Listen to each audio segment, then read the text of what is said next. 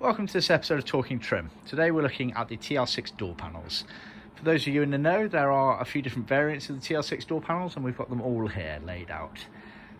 So just a bit of background, all of our door panels are cut on our in-house CNC using the correct thickness hardboard. We use a very specific thickness, 2.55mm, which we import especially for the door panels. Makes it a bit easier when you come to fit them. So see our blog handbook post for that, plenty of information out there. We've been doing them a long time and my father has had various TR5s and TR6s over his life, so we do know what we're doing on them. They all include the fixing holes, as you can see here.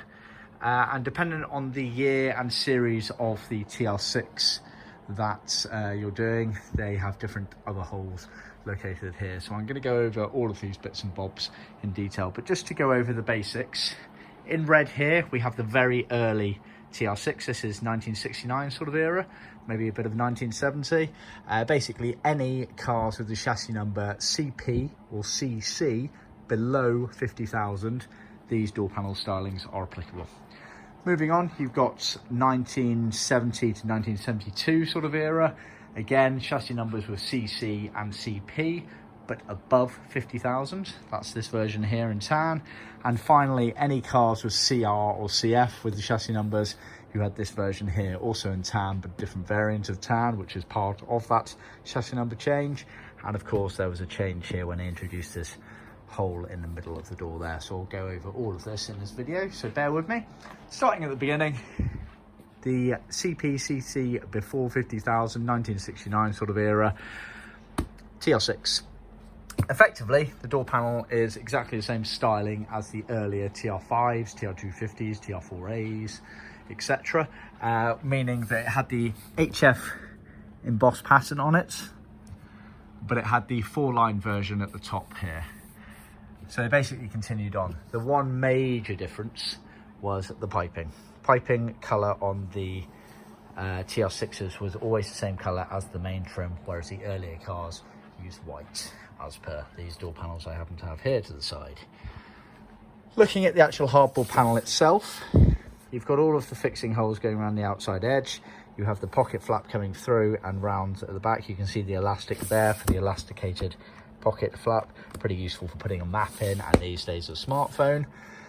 Then you have some pilot holes. You've got two very small pilot holes up here. These are actually for the door pull that was featured on the early TR4s. We happen to have kept them on our door panel blanks just because we know certain clients actually prefer those chrome door pulls and like to put them in there. In fact, my father has them on his TR5 despite not being original, so we've kept them on there. They're only pilot holes, so you will need to drill them out slightly if you do want to use them. Then you'll also notice two holes here, and again these are for the door release mechanism. The two holes dependent on the car that you're using, so the small ones are for TR4 and 4A, whereas the large ones are applicable to the TR6 and also the TR5 models. Again, pilot holes, so you want to be making them slightly bigger than allowing the rod to go through. Obviously, bear in mind you've got a fair bit of clearance where the grommet sits on the other side, so just bear that in mind. Moving on further down here, again you have two, the larger being for the TR5 and TR6, the smaller being for the TR4 and 4A, and these are for the window winder. So that covers that element there. Moving on to these tan door panels here, you'll notice that the HF Weld line here has changed the style of it. It's 2 lines as opposed to 4 lines if you compare and contrast. So this was introduced sort of 1970 era, like I say, around CPCC 50,000 and above. Everything else is effectively the same with the elasticated door pockets. And looking at the blank, there are some major changes. If I put the red one next to it here, so this tan one is only applicable to TR6 models. We haven't bothered with the elements of the door release or the window wipers for the TR4 4A. So obviously you've got the fixing holes going around the outside again. So this larger hole here, sort of pilot hole, but much larger, so it makes life a bit easier. This is for the door release mechanism. The lower one here is for the window winder. We've still got the little pilot holes here for the chrome handle pull if you prefer to put those in. And you'll notice here we've got this perforated cutout here for the door release use on the very last TR6s, but I'll come to that in a second. So that is the sort of 1970, 1972 era. Then moving on to the sort of 1973 up to 76 era, where the chassis numbers were CR and CF. Starting with this one here, effectively it's exactly the same as this one here, apart from the fact the vinyl's different. Superimposed, they're both tan. One here is called rough grain or bubble grain.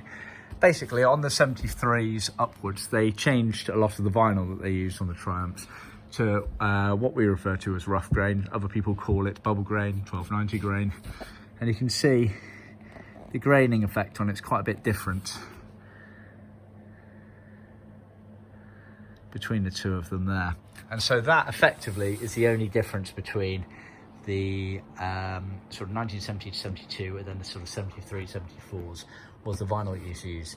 This rough grain vinyl is available in tan, black, chestnut brown.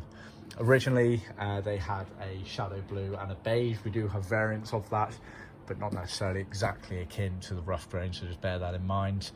So that covers that. Effectively, all the fixings on the back end and hole cutouts are exactly the same as that earlier one I've just gone through.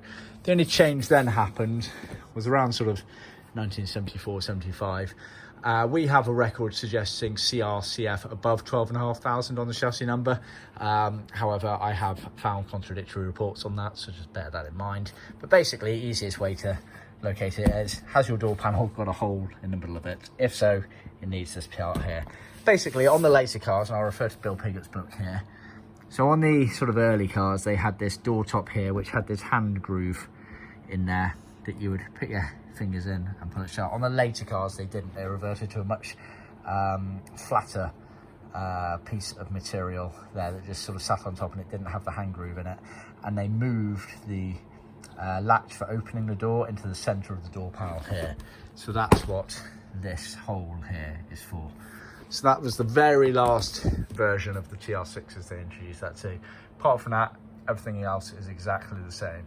So as you can see, the actual backing panels that we offer two main versions. You've got the ones like this here, which are purely for TR6s, which had the perforation hole that allows the trim out of that area there with a bit of flexibility with chrome door handles, etc.